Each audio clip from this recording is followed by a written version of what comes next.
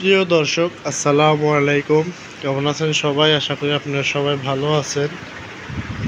এই তো খামারের সকলকার কাজ শেষ করলাম, দানাদার খাওয়ান এবং কি ঘাসও, কাঁচা ঘাসও খাওয়ান প্রায় শেষের দিকে।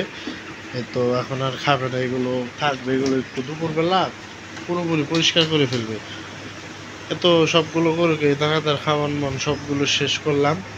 আজকে আবার একটু রোদ উঠছে, রোদ ওঠার কারণে ঘরে রোদের একটা ঝিল আসতেছে, এর কারণে ক্যামেরাটা তেমন পরিষ্কার বোঝা যাইতেছে না। এই হলো এগুলো আমার খামার আগামী দিনের ভবিষ্যৎ। আর আরেকটি বিষয়, যারা কিনা সরকারিভাবে খুরা রোগের ভ্যাকসিন আছে, খুরা রোগের ভ্যাকসিন তো সে বুঝেনি, সব অলরেডি প্রতিটি থানায় জেলায় দেওয়া হয়ে গেছে, আমাদের থানায় তো প্রায় শেষই। তাই আরেকটি বিষয় হলো, এই খুরা রোগের ভ্যাকসিন দেওয়ার কারণে প্রায় গরুরই উঠছে, যেখানে ভ্যাকসিন দিছে ওই জায়গায় একটু দান ফুলে গেছে, এরকম একটা গোল একটা ফুলে যায়, এটা শক্ত হয়ে গেছে। কত গরুর ওই জায়গায় শক্ত হওয়ার পরে পাইকে কি পুজ ভেয়ে রয়েছে, কত গরু সমস্যা দিছে, অনেক ধরনের সমস্যা।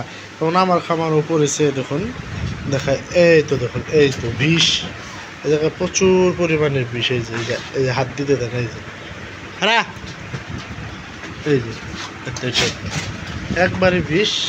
এই বিষ থাকার কারণে হলো, যখন কিনা এই ভ্যাকসিনটা দিছে তার কিছুক্ষণ পর থেকেই এই ফোলাটা দেখা দিছে। যখন কিনা ভ্যাকসিন দেয় তখনই তার সাথে সাথে করবেন কি, একটু বরফ ধরবেন, বরফ ধরলেও তার কোনো সমস্যা হবে না। কিন্তু আমি তখন বাড়িতে ছিলাম না, আমি বাড়িতে থাকলে অবশ্যই ধরতাম।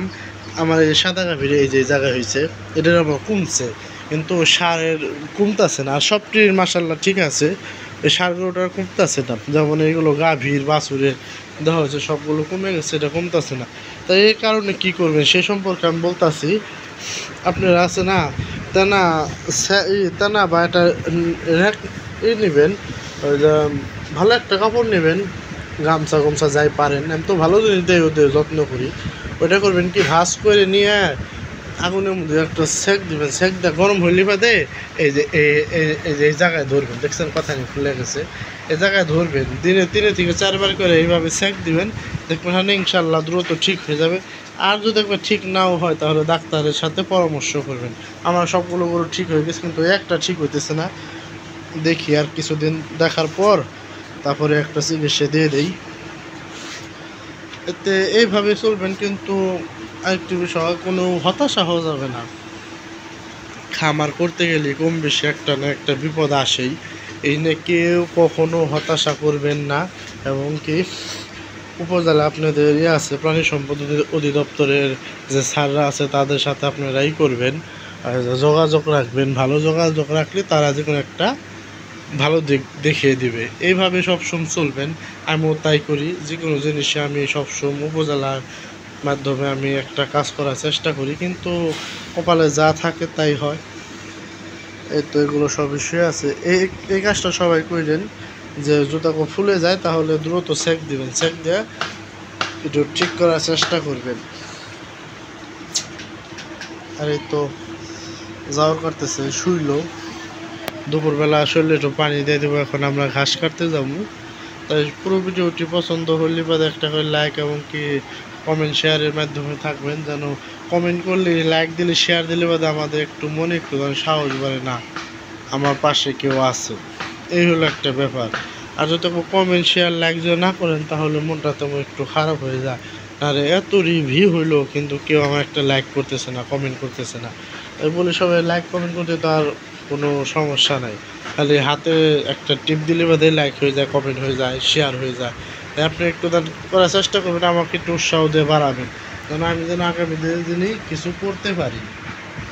দেখুন খুলে গেছে, আমি যেন আগামী দিনে কিছু করতে পারি এবং কি আপনাদের পাশে যেন বড় বড় গরু নিয়ে যেন আমি তুলতে পারি।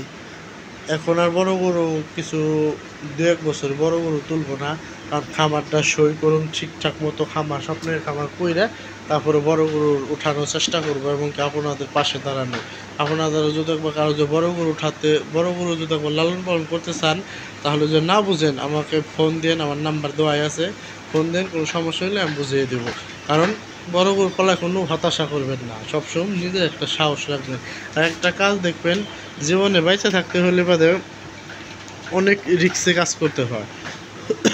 যেমন কিছু টাকা পয়সা যায়, কিছু কামাই করবেন, এগুলো করতে গেলে অনেক রিস্ক নিতে হয়। রিস্ক ছাড়া কোনো কাজ হয় না।